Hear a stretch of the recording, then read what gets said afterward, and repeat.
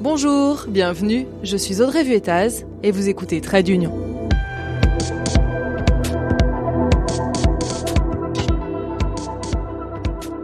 Vous trouvez que l'Union européenne, c'est trop compliqué ? Ce podcast est fait pour vous et si vous l'appréciez et que vous souhaitez le soutenir, laissez-lui 5 étoiles et un commentaire sur votre plateforme d'écoute.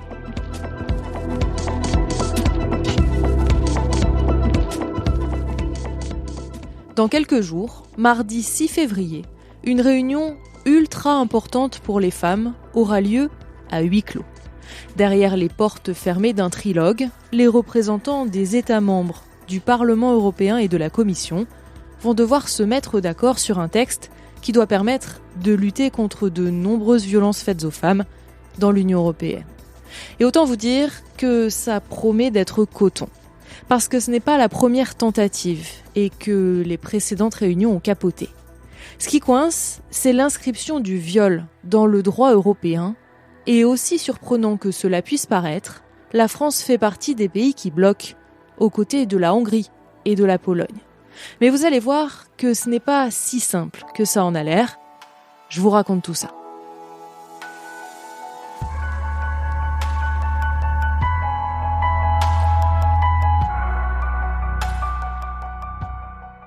Tout commence le 8 mars 2022, lors de la Journée internationale des droits des femmes. La Commission européenne a proposé une directive pour lutter contre les violences faites aux femmes au sein de l'Europe. Clara Bauer-Babef est journaliste pour le site spécialisé Euractiv et elle suit ce dossier de très près. C'est elle qui va nous apporter son éclairage dans cet épisode. C'est une directive qui est très large. Ça vise notamment à lutter contre le cyberharcèlement, les mutilations génitales, l'excision et le viol aussi. Il y a aussi la lutte contre les mariages forcés, qui deviendraient des eurocrimes. Bref, c'est une directive qui englobe de nombreux sujets hyper importants et qui est plutôt passée facilement au Parlement européen. Le Parlement a complètement adopté la directive proposée par la Commission. C'est quand même une directive qui a un très large consensus.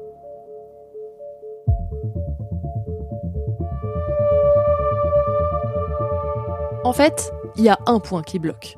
Et ça se passe plutôt du côté des États membres, qui, vous le savez, planchent aussi de leur côté sur leur version du texte, comme le Parlement. Et puis ensuite, c'est en trilogue que tout le monde s'accorde. Et le point qui bloque, c'est l'inscription du viol dans cette directive. Ce qu'elle propose, c'est d'uniformiser la définition du viol, c'est-à-dire que les 27 États membres s'accordent sur une définition qui sera la même pour tout le monde. Et la définition telle que proposée par la Commission et adoptée par le Parlement européen, c'est une définition du viol qui est basée sur le consentement.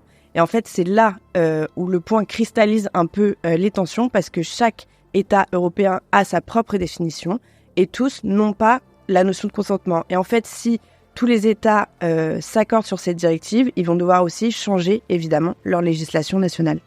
Pour valider ce point, il faut la majorité qualifiée. Et autant vous dire qu'on en est loin pour l'instant, si on regarde le premier vote de décembre. On a à peu près une dizaine d'États qui ont voté pour, face à eux une dizaine d'États qui ont voté contre, et on a entre 5 et 7 États, ça dépend, qui pour l'instant ne se sont pas prononcés. Parmi les États qui ont voté contre et qui se sont donc opposés à l'inscription du viol dans la loi européenne, il y a la France, l'Allemagne, les Pays-Bas, qu'on retrouve, et c'est ça qui peut surprendre, aux côtés de la Hongrie, de la Pologne et de la République tchèque, des pays qui sont plutôt conservateurs sur ces sujets-là, c'est le moins qu'on puisse dire. Donc c'est vrai qu'on peut se dire « Ok, les rétrogrades », mais en fait, il y a des arguments qu'on peut entendre, ou non, mais il y a des arguments que je vais essayer de vous expliquer.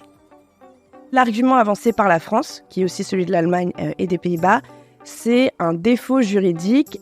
Qu'est-ce qu'on entend par défaut juridique ? La France estime qu'en gros, l'Union européenne n'est pas compétente pour juger le viol. Et d'après le garde des Sceaux, Éric Dupond-Moretti, ça pourrait être un motif, voire même une opportunité pour les pays les plus conservateurs pour faire annuler tout le texte auprès de la Cour de justice de l'Union européenne. Écoutez-le, c'était devant la Commission aux droits des femmes du Sénat. Alors, je sais que certains ont instrumentalisé ce débat pour dire que la France ne voulait pas, que la France n'avait pas envie, que la France était rétrograde. C'est surtout et c'est à nos yeux uniquement un débat de compétences. Il est primordial de ne prendre aucun risque sur un texte qui pourrait être annulé par la Cour de justice de l'Union européenne. Et plutôt que d'avoir avancé, les femmes alors auraient beaucoup perdu. Mais ce n'est pas le seul argument avancé par la France. Le deuxième, c'est que si le texte était adopté, la France devrait changer toute sa législation sur le viol, car pour l'instant dans notre pays, la définition du viol c'est un acte sexuel commis avec violence, contrainte, menace ou surprise, mais il n'y a pas la notion de consentement qu'on trouve dans la directive européenne. Et pour certains, ce serait moins protecteur pour les victimes. C'était en tout cas l'avis de Bérangère Couillard, l'ex-ministre à l'égalité femmes-hommes. Qui disait effectivement que la notion de consentement serait moins protectrice pour les victimes parce que ce serait pas forcément plus simple en fait à prouver, et surtout que si la femme prouve le consentement, l'homme doit le prouver aussi, donc potentiellement parole contre parole, c'est pas aussi simple que ça en a l'air. Pour vous dire à quel point le sujet divise, les associations féministes ne sont pas d'accord entre elles. Ça montre la nuance. Autre point plutôt étonnant, la délégation française des députés macronistes n'est pas d'accord avec la position de la France. En décembre, emmenés par Stéphane Séjourné, qui n'était pas encore ministre à l'époque, ils avaient ouvertement demandé à Emmanuel Macron de revoir sa position.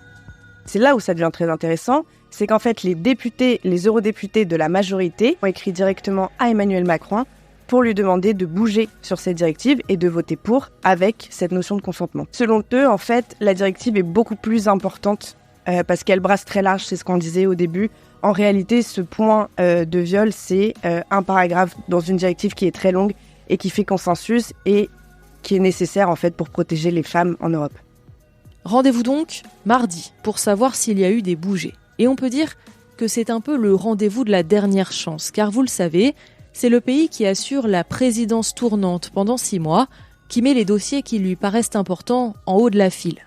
Pour l'instant, c'est la Belgique, mais en juillet, ce sera la Hongrie de Viktor Orban, et je mets ma main à couper, mais j'espère me tromper, qu'il ne va pas remettre de sitôt ce sujet à l'ordre du jour des réunions.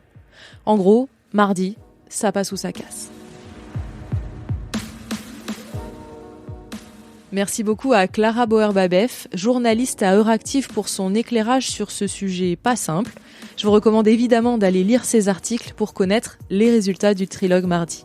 Trait d'union, vous le savez, c'est un épisode par semaine. En attendant, je vous dis à très vite.